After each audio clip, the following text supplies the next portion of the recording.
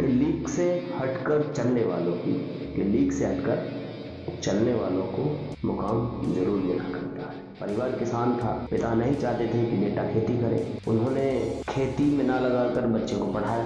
सन 2008 में इन्होंने एक सामाजिक विकास परियोजना पर वैज्ञानिक के रूप में इन्होंने अपना काम शुरू किया। उसमें ये बड़ी बात है कि इसरो की सामाजिक विकास परियोजना के साथ एक वैज्ञानिक के रूप में एक आदमी काम कर रहा है। पढ़ लिख के इसरो में अगर वैज्ञानिक है तो ये बहुत बड़ी बात है और देश के लिए बड़ी गौरव की बात है। नमस्कार दोस्तों, स्वागत है मेरे इस चैनल पर आपका फिर से। और मैं आज फिर से एक नई स्टोरी लेकर आप लोगों के सामने रूबरू हुआ हूँ।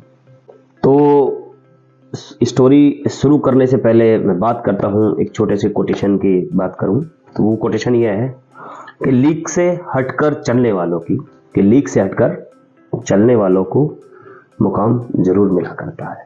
कि लीक से हटकर चलने वालों को मुकाम जरूर मिला करता है। जैसा कि आप सब ने पहले से भी सुना होगा कि यदि आप लीक से हटेंगे, अपने काम को करेंगे और बेहतर तरीके से करेंगे, आपको आपका मुकाम जरूर मिलेगा। मैं बात कर रहा हूं कर्नाटक के एक छोटे से किसान परिवार में पैदा हुए एक लड़के की, जिसने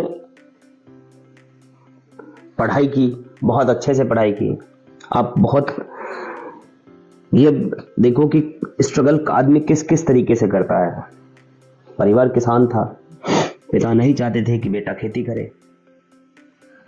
उन्होंने खेती में ना लगाकर बच्चे को पढ़ाया, लगातार उसके पढ़ाई पे जोर दिया। उनको बेंगलुरु भेज दिया। बेंगलुरु जाने के बाद उन्होंने अपनी एजुकेशन को लगातार लिया। उसके बाद इन्होंने अपनी पढ़ाई पूरी करने के बाद एक तुमकुरू विश्वविद्यालय है जिसमें उन्होंने एक गेस्ट फैकल्टी, विजिटिंग फैकल्टी या गेस्ट फैकल्टी के रूप में इन्होंने उसमें काम किया। और 2008 में, सन 2008 में इन्होंने एक सामाजिक विकास परियोजना पर जो है आपका वैज्ञानिक के रूप में इन्होंने अपना काम शुरू किया उसमें। और सामाजिक विकास परियोजना किसके साथ थी? ये थी इसरो के साथ। ये बड़ी बात है कि एक इसरो की सामाजिक विकास परियोजना के साथ एक वैज्ञानिक के रूप में एक आदमी काम कर रहा है। तो किसान परिवार का बच्चा पढ़ लिख के इसरो में अगर वैज्ञानिक है तो ये बहुत बड़ी बात है और देश के लिए बड़ी गौरव की बात है। परंतु इनका मन तो कुछ और था करने का।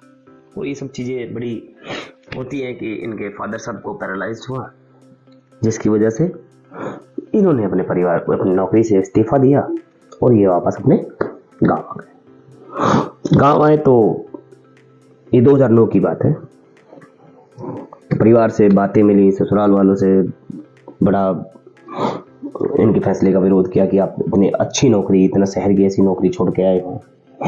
मम्मी, माताजी ने कई बार इनको समझाया, अपने तरीके से बात भी की और इनको सबने ये कहा कि भाई आप जो जिस काम को कर रहे हैं वो आप गलत कर रहे हैं। और जाहिर सी बात है कि वैज्ञानिक इस्तीफा देके खेत पे काम करेगा तो संभव नहीं है। ये आने के बाद इन्होंने 22-23 हजार रुपए लगा करके और अरहर, रागी और मकई जैसी फसल उगानी शुरू कर दी। इनको जो रिजल्ट मिला वो 22,000 रुपए लगा के 33,000 रुपए मिले, मात्र 11,000 रुपए।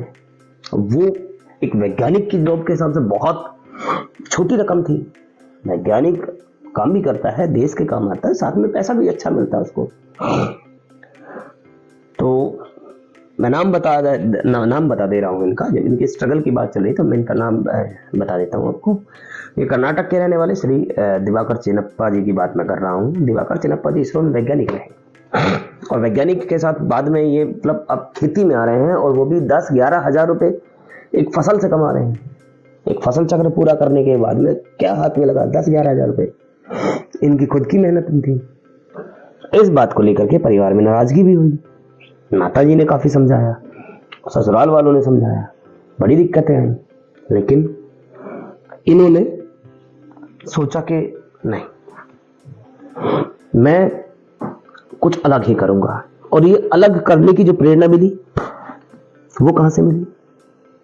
वो इनको मिली, ये मसानेबु फुकुओका नाम की एक किताब है। ये जापानी दार्शनिक है और किसान भी है। इनका नाम है मसानोबु फुकुओका, मसानोबु फुकुओका इनका नाम है, और इनकी किताब है one straw revolution. One straw revolution.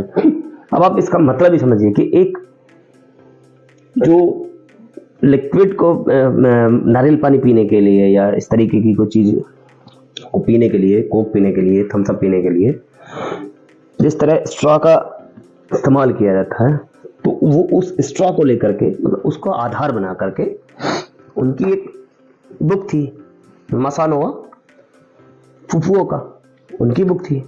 Book का नाम है वन स्ट्रॉ रिवॉल्यूशन, कि एक स्ट्रॉ भी क्रांति कर सकता है। तो जैसा कि इसके टाइटल से भी महसूस होता है कि बातें बड़ी गहरी है, और इसका किसी के भी जीवन पर असर होना कोई ज्यादा बड़ी बात नहीं है। तो इनके जीवन पर उनका असर हुआ। अब इन्होंने सोचा कि 10-11 हजार रुपए के इनकम में तो काम नहीं चलेगा, कैसे इसको बढ़ाया जाए। बड़ी रिसर्च हुई। तमिलनाडु के एक किसान के संपर्क में कुछ समय पहले आए थे, जिन्होंने खजूर की खेती के बारे में बताया था। लेकिन इनका मानना यह था कि खजूर तो सऊदी अरब, ओमान और मिस्र जैसे रेगिस्तानी एरिया में होते हैं, तो कैसे इसको यहां उगाया जाए कर्नाटक में। अब इन्होंने उस किसान को ढूंढना शुरू कर दिया जो तमिलनाडु का किसान खजूर की खेती कर रहा था, और वो किसी मेले में पर्चे भी बांट रहा था। इन्होंने उसको ढूंढा, उसको ढूंढते ढूंढते इसमें उनको 6 महीने का समय लग गया। उस 6 महीने में इन्होंने उसको ढूंढने के बाद में वहां गए, उनसे बारीकियां समझी, कैसे क्या कब किया जाता है, कंपोस्ट कैसे लगाया जाता है, पौधे कैसे बनाए जाते हैं, तैयार कैसे किए जाते हैं, उगाए कैसे जाते हैं, किस तरीके की मिट्टी और किस तरीके के उनको पर्यावरण की जरूरत है। इन्होंने उस पर रिसर्च करनी शुरू की और वहां जाके काम सीखा। सीखने के बाद इन्होंने 3,000 रुपए प्रति पौधे के हिसाब से और 150 पौधे 4.5 लाख रुपए लगाकर खरीद लिए। उसके बाद इन्होंने 2-2, 2.5 फीट गहरे गड्ढे अपने खेत में खोदे और नदी की रेत, वर्मी कंपोस्ट और अरंडी की खली, ये सब चीजें उसमें डाली। और डालने के बाद में उसमें नीम की खली और डालने के बाद में उसमें पौधे लगा दिए। पौधे लगाने के बाद में जहां आस पड़ोस के किसान रागी, सरसों, अरहर दाल और इन सब की फसल लेकर के और पैसा कमा रहे थे, ये वेट कर रहे थे। तो धैर्य इन्होंने रखा, इन्होंने वेट किया। आखिरकार 4 साल बाद खजूर का फूल लगना शुरू हुआ, और इन्होंने खजूर के फूल से, अब आप ये देखिए कि वो 375 रुपए प्रति किलोग्राम के कीमत के खजूर जो है वो प्रति एकड़ उगाते हैं। तो 375 रुपए की रेट है उसकी 1 किलोग्राम की, और वो लगभग उससे 1 एकड़ से 6 लाख रुपए का फायदा उठा रहे हैं। मैं आप लोगों को खजूर की खेती करने के लिए प्रेरित नहीं कर रहा हूँ, मैं आप लोगों को प्रेरित कर रहा हूँ किसी ऐसे शख्स की कहानी बताकर जिनका नाम दिवाकर चिनप्पा है, जो इतने प्रेस्टिजियस जॉब में थे, इतने अच्छे काम में थे, परंतु उनका मन उस तरफ इतना नहीं था जितना उनका मन खेती में था। अब खेती की जाए तो किस तरीके की जाए। किसी ने खूब कहा है कि कामयाब इंसान कोई अलग काम नहीं करता है, बस वो हर काम को अलग तरीके से करता है। तो इन्होंने खेती करनी थी लेकिन तरीका अलग बनाया। और मैं इसी के साथ युवाओं को एक सीख देना चाहूँगा, मतलब जो इस कहानी से, जो कहानी मैंने श्री दिवाकर चिनप्पा जी की सुनाई है, महान वैज्ञानिक इसरो के हैं और आज की डेट में बहुत अच्छे किसान हैं, तो उनसे क्या सीख मिलती है इस बारे में मैं बताना चाहता हूँ। हूं कि देखिए, काम कोई भी हो मन से करो। दूसरा, किसी भी काम को बेमन मत करो, जहां संतुष्टि मिलती है उसमें काम करो। पैसा, प्रतिष्ठा, ये सब देखने नहीं चाहिए, जहां मन लग रहा है वहां काम कीजिए। दूसरा, यदि आप लगन, मेहनत और ईमानदारी से काम करेंगे तो सक्सेस जरूर मिलेगी। इस बात में कोई दो राय नहीं है कि आपको सक्सेस ना मिले। लीक से हटकर चलोगे तो पर मजाक बनोगे, लेकिन जिस दिन कामयाब हो गए उस दिन लोग वाहवाही करेंगे। कोई भी काम छोटा या बड़ा नहीं होता, बस मन से किया हुआ।